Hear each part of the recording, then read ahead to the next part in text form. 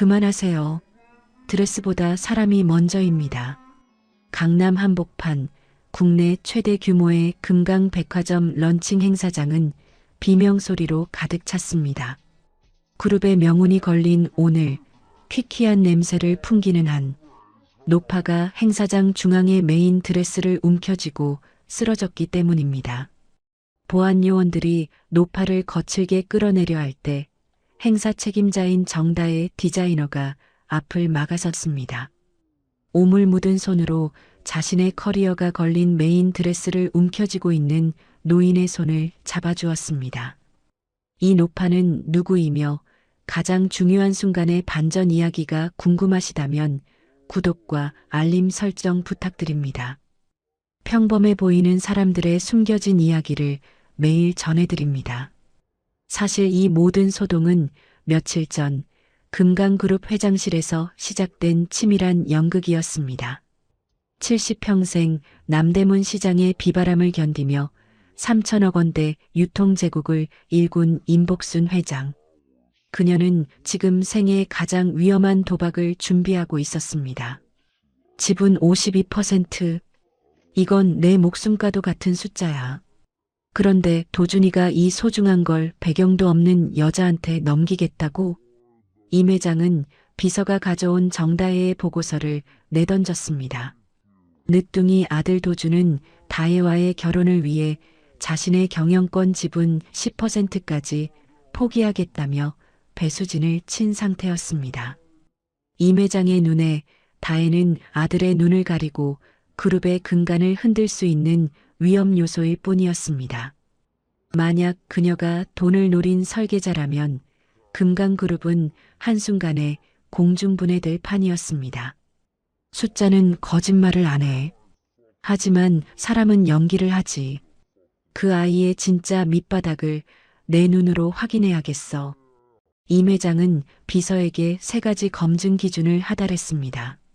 첫째, 자신의 손해를 감수하고도 약자를 돕는 인성이 있는가. 둘째, 예상치 못한 돌발 사고에서 냉철한 해결책을 찾아내는가.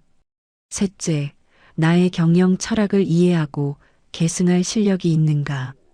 이 시험을 통과하지 못한다면 아들의 사랑도 3천억 원의 유산도 절대로 허락할 수 없다는 것이 임 회장의 단호한 결심이었습니다. 그녀는 서랍 깊숙한 곳에서 낡고 해진 목도리와 구멍난 점퍼를 꺼냈습니다. 30년 전 시장 바닥에서 돈을 한 푼이라도 더 벌기 위해 입었던 처절한 전투복이었습니다. 화려한 회장 정장을 벗어던지고 누더기를 걸친 그녀의 눈빛은 그 어느 때보다 날카롭게 빛났습니다. 그녀는 오늘 백화점 런칭쇼 현장에서 직접 그 아이의 가면을 벗겨주겠노라 다짐하며 백화점으로 향했습니다. 런칭쇼의 열기가 최고조에 달한 순간 행사장 뒤편에서 날카로운 파열음과 함께 비명이 터져 나왔습니다. 금강그룹의 사활이 걸린 메인 드레스, 순백의 실크로 제작된 그 고결한 의상 위로 진득한 레드와인이 쏟아진 것이었습니다. 경쟁사의 사주를 받은 한 직원의 고의적인 실수였지만 현장에 있던 사람들에게는 그저 하늘이 무너지는 대참사로 보였습니다. 500명의 관객과 수십 명의 기자가 지켜보는 가운데 드레스 한복판에 번진 핏빛 얼룩은 마치 다혜의 커리어가 끝났음을 알리는 사형 선고와도 같았습니다. 이제 다 끝났어. 어떻게 저 얼룩을 지워? 오늘 행사는 망한 거야. 스태프들이 머리를 감싸쥐며 절망할 때 다혜의 눈빛만은 차갑게 빛나고 있었습니다. 그녀는 주저앉아 우는 대신 작업대에 놓인 자수 바늘과 형형색색의 비단 조각들을 움켜쥐었습니다. 다혜에게 주어진 시간은 모델이 무대로 나가기 전까지 단 3분이었습니다. 사람들은 불가능한 일이라며 고개를 저었지만 다혜의 손놀림은 마치 마법이라도 부리는 듯 빨라졌습니다. 그녀는 와인 얼룩의 불규칙한 선을 따라 한 땀 한 땀씩을 꿰매기 시작했습니다. 얼룩을 지우는 것이 아니라 그 얼룩을 바탕으로 새로운 생명력을 불어넣는 작업이었습니다. 그녀의 손끝에서 붉은 얼룩은 탐스러운 장미 꽃잎이 되었고 튀어나간 와인 방울들은 은은한 꽃봉오리로 변모했습니다. 비단 조각들이 겹쳐지며 입체적인 질감을 만들어내자 드레스는 이전보다 훨씬 화려하고 압도적인 아우라를 뿜어내기 시작했습니다. 10여 분의 시간이 흐르고 다혜가 바늘을 놓는 순간 현장에는 정적이 흘렀습니다. 오염된 드레스가 아닌 세상에 단 하나뿐인 예술 작품이 그곳에 서 있었습니다. 위기를 천재적인 감각으로 비단꽃으로 승화시킨 이른바 기적이 일어난 것입니다. 이 모든 과정을 구석에서 숨죽여 지켜보던 노파, 임복순 회장의 심장이 요동쳤습니다. 자신의 젊은 시절 불타버린 창고에서 훼손된 비단들을 모아 꽃 자수를 놓아 팔았던 그 처절했던 기억이 다혜의 모습과 겹쳐졌기 때문입니다. 이 아이 실력이라면, 이런 위기도 흔들림 없이 기회로 바꾸는 아이라면, 임 회장은 떨리는 손으로 자신의 누더기 소매를 꽉 쥐었습니다.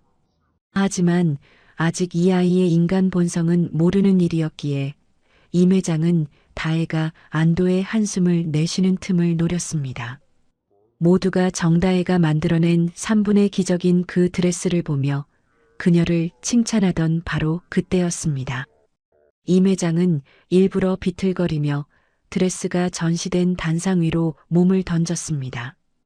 퀴퀴한 냄새를 풍기는 노파의 등장은 화려한 찬사를 순식간에 경악과 비명으로 바꾸어 놓았습니다. 저 할머니 또 저러네. 당장 끌어내지 않고 뭐 하는 거야. 보안 요원들이 거칠게 달려왔고 방금 전까지 다혜를 추켜 세우던 사람들은 오물을 피하듯 뒤로 물러서며 혀를 찼습니다. 행사장 책임자인 다혜의 관리가 소홀했다며 비난의 화살을 돌리는 이들도 있었습니다. 하지만 다혜는 당황하지 않았습니다.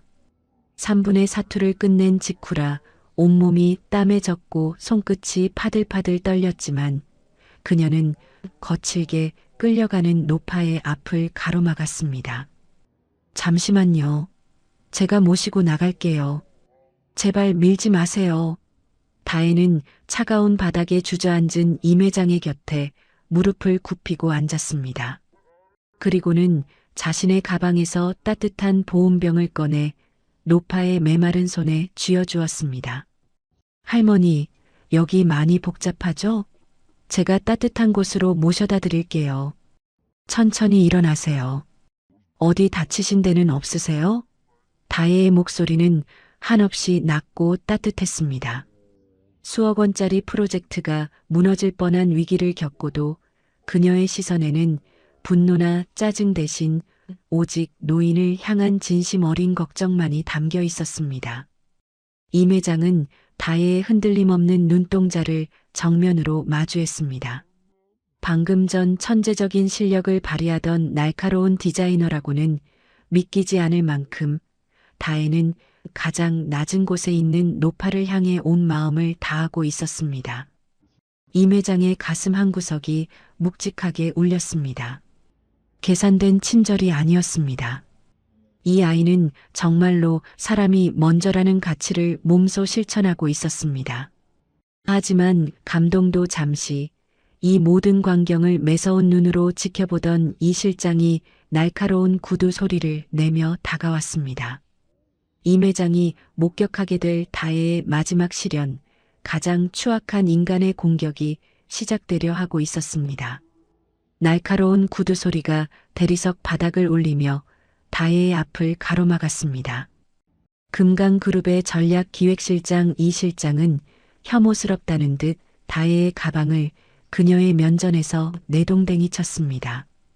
바닥으로 내동댕이 쳐진 다혜의 가방에서 낡은 책 한 권과 여러 소지품이 어지럽게 쏟아졌습니다. 그 소란스러운 풍경 사이로 하얀 냅킨의 겹겹이 쌓인 무언가가 툭 하고 굴러떨어졌습니다. 이 실장은 비릿한 웃음을 지으며 구두 끝으로 그 뭉치를 툭 건드렸습니다. 냅킨이 벌어지며 그 안에서 모양이 조금 으스러진 약과 2개가 모습을 드러냈습니다. 스태프용 간식 코너에서 다혜가 몰래 챙겼던 것이었습니다. 이게 뭐야? 정다혜 씨, 설마 그 비싼 행사장에서 이 구질구질한 약과나 훔치고 있었던 거야? 정말 못 봐주겠네. 이 실장의 비웃음에 주변 스태프들의 시선이 일제히 다혜의 발밑으로 쏠렸습니다. 다혜의 얼굴이 순식간에 화끈거렸습니다. 사실 그 약과는 부모 없이 자란 다혜와 동생을 친손주처럼 돌봐주시는 동네 어르신이 제일 좋아하시는 간식이었습니다. 맛있는 것을 보면 어르신 생각부터 났던 다혜의 순수한 마음이 이 실장의 입을 통하자 순식간에 거지 간성으로 둔갑해버렸습니다. 실장님, 그건 아는 어르신께 가져다 드리려고 남은 음식이라 생각해서.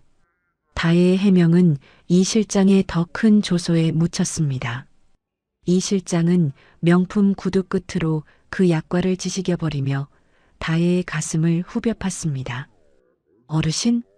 끼리끼리 논다더니 딱 내 수준담대. 너처럼 뼛속까지 가난이 밴 애들은 아무리 좋은 옷을 입혀놔도 시장통 냄새가 나. 이런 구질구질한 애가 어떻게 우리 금강의 디자이너를 하겠다고?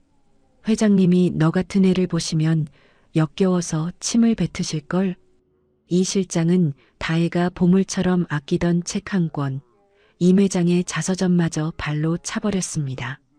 존경하는 롤모델의 이름이 이토록 추악한 조롱에 이용당하자 다혜는 심장이 찢어지는 것 같았습니다. 자활센터에서 눈물 젖은 빵을 먹으며 버텼던 시간보다 지금 이 순간 이 실장에게 당하는 인격 모독이 더 아팠습니다.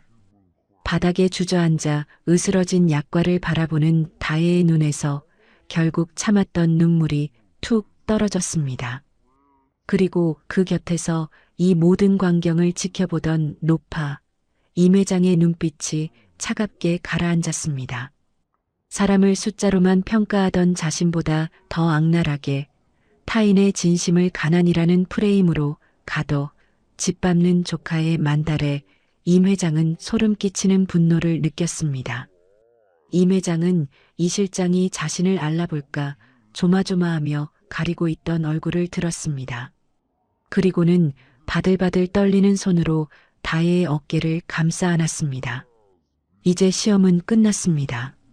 진짜 오물이 누구인지, 누가 이 백화점에서 치워져야 할 쓰레기인지 임 회장은 이미 결론을 내린 상태였습니다. 임 회장의 서슬 퍼런 선언에 행사장은 쥐 죽은 듯 조용해졌습니다. 사색이 되어 바닥에 주저앉은 이 실장을 내려다보며 임 회장은 수행비서에게 짧고 차가운 명령을 내렸습니다. 이 실장은 이 시간부로 금강그룹의 모든 직위에서 해임한다. 아울러 그동안 횡령한 이력이 있는지 협력업체를 갈취한 내역은 없는지 법무팀에 넘겨 싹 다 찾아내라 해. 있다면 단일원의 오차도 없이 전부 회수하고. 이 실장은 울부짖으며 임 회장의 구두를 붙잡으려 했지만 보안 요원들에 의해 짐짝처럼 끌려나갔습니다. 화려한 옷을 입고 오만함을 떨던 가짜 실력자의 초라한 뒷모습이었습니다. 소란이 정리되자 임 회장은 여전히 얼떨떨한 표정으로 서 있는 다혜에게 다가갔습니다. 그리고는 다혜의 가방에서 굴러떨어져 흙먼지가 묻은 자서전을 직접 주워 털어주었습니다. 다혜야, 고생 많았다.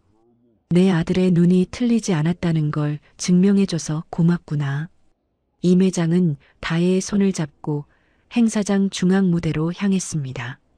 그리고 현장에 모인 수많은 기자와 관계자 앞에서 파격적인 발표를 이어갔습니다. 오늘 이 자리에서 공식적으로 선포한다. 이번에 런칭하는 신규 브랜드의 지분 20%를 정다혜 디자이너에게 증여하겠다. 또한 이 브랜드의 모든 경영권과 운영 전반을 다혜에게 정격 위임한다. 장내에는 다시 한번 거대한 웅성거림이 일었습니다. 단순한 며느리 자리가 아닌 3천억 제국의 실질적인 사업 파트너로 인정한 셈이었습니다. 다혜가 너무 놀라 말을 잇지 못하자 임 회장은 그녀의 귀에 대고 나지막이 비즈니스 조언을 건넸습니다. 진정한 포식자는 이빨을 드러내지 않는다. 숫자를 다루는 법보다 사람의 결을 읽는 법을 먼저 배워라. 내가 오늘 보여준 그 마음이 바로 금강을 지탱할 가장 강력한 무기가 될 것이다. 이것은 단순한 보상이 아니었습니다. 배경 없는 신진 디자이너가 오로지 실력과 인성만으로 거대 기업의 상속 지도를 바꿔버린 역사적인 순간이었습니다. 임 회장은 다혜의 어깨를 든든하게 감싸 안으며 이제는 두려움이 아닌 자부심으로 가득 찬 다혜의 눈을 마주 보았습니다. 돈으로 살 수 없는 진심이 3천억 원이라는 거대한 수치보다 더 위대하다는 것을 증명한 승리의 시간이었습니다. 성황리에 마친 런칭쇼의 열기가 가라앉고 어느덧 금강 백화점 위로 붉은 노을이 길게 드리워졌습니다. 회장실 소파에 나란히 앉은 임 회장과 다혜 사이에는 향긋한 차 향기가 감돌았습니다. 임 회장은 창밖을 바라보며 평생 가슴 깊이 묻어두었던 이야기를 꺼냈습니다. 다혜야, 내가 왜 자서전 제목을 비단꽃을 피우다라고 지었는지 아니? 시장 바닥에서 굴러먹던 시절 불이나 타버린 비단 더미를 보며 울고 있었어. 그때 내 어머니가 그러시더구나. 타버린 건 비단이지 내 마음이 아니라고. 그래서 그 그을린 조각들을 모아 꽃을 만들었지. 그게 내 인생의 첫 번째 비단꽃이었단다. 임 회장은 다혜의 손을 꼭 쥐며 말을 이었습니다. 오늘 내가 와인 얼룩 위에 수놓은 그 꽃을 보며 나는 50년 전의 나를 보았다. 돈과 숫자에 매몰되어 내가 잊고 살았던 그 진심을 내가 다시 일깨워 준 거야. 다혜는 임 회장의 따뜻한 손길에 참았던 눈물을 글썽였습니다.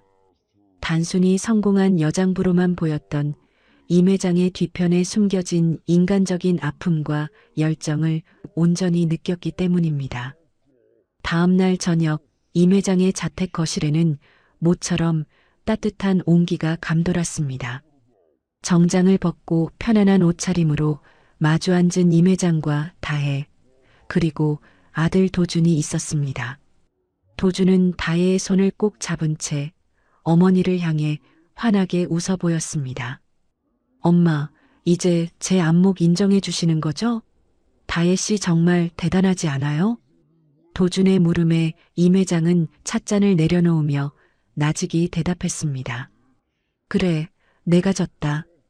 집은 10%까지 걸고 배수진을 친 내 고집이 결국 옳았어. 사람 보는 눈은 나보다 내가 한 수 위구나. 임 회장은 다혜를 바라보며 인자한 미소를 지었습니다. 다혜야, 처음에는 너를 아들의 재산을 노리는 설계자라고 의심해서 미안하구나. 하지만 이제는 안다. 내가 가진 그 따뜻한 심장이 우리 금강을 그리고 내 아들을 지탱해줄 가장 큰 자산이라는 걸 말이다. 도준은 그런 두 여자를 보며 행복한 듯 미소 지었습니다. 냉혹한 사업가로만 살았던 임 회장이 다혜라는 따뜻한 봄바람을 만나 비로소 평범한 어머니로 돌아온 순간이었습니다. 배경도 부모도 없는 고아라며 무시당했던 다혜의 삶에 이제는 3천억 원이라는 수치보다 든든한 가족이라는 방패가 생겼습니다. 그리고 인생이라는 거친 비단 위에 진심이라는 바늘로 정성을 다해 수놓는다면 그 꽃은 영원히 시들지 않을 것입니다. 긴 세월의 풍파를 견디고 마침내 마주잡은 두 여자의 손 위로 따사로운 햇살이 눈부신 비단 꽃처럼 내려앉고 있었습니다. 다음에도 더 감동적이고 깊이 있는 사연으로 찾아뵙겠습니다. 좋아요와 구독, 알림 설정 부탁드립니다. 끝까지 들어주셔서 감사합니다. 이야기 친구였습니다. 감사합니다.